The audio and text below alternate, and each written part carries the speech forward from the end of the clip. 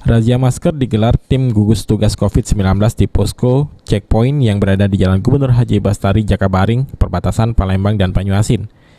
Dalam razia tersebut, seluruh pengendara roda 2 maupun roda 4 dihentikan oleh petugas untuk diperiksa suhu tubuh dan diwajibkan menggunakan masker. Dalam razia tersebut masih banyak warga yang tidak mengenakan masker. Untuk sementara, warga yang tidak menggunakan masker masih dihimbau petugas agar menggunakan masker. Namun, setelah surat edaran tugas keluar, petugas akan menindak warga yang tidak menggunakan masker dengan dibawa ke asrama haji untuk diberikan hukuman isolasi selama 1 hari.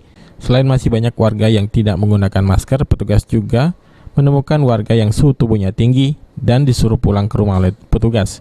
Menurut keterangan Wakil Kepala Koordinator Bus Checkpoint Jakabaring, anggotanya masih menghimbau kepada warga yang tidak menggunakan masker karena belum ada perintah tindak hukuman warga yang tidak menggunakan masker. Namun setelah surat edaran tugas keluar, timnya akan membawa warga yang tidak menggunakan masker ke asrama haji.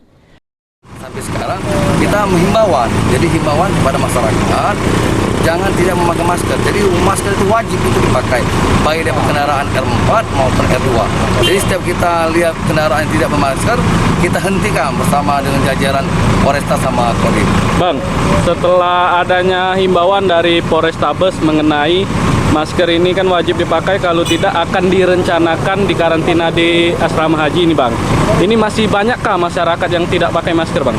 Jadi yang kita temui, masyarakat kita ini hari pertama, hari kedua, hari ketiga memang masih banyak yang tidak memakai masker. Alhamdulillah mulai hari ke-5 ke-6 ini mulai masyarakat mayoritas sekarang ini sudah memakai masker. Tapi ada juga 1-2 yang belum tahu atau belum sadar masih tidak memakai masker.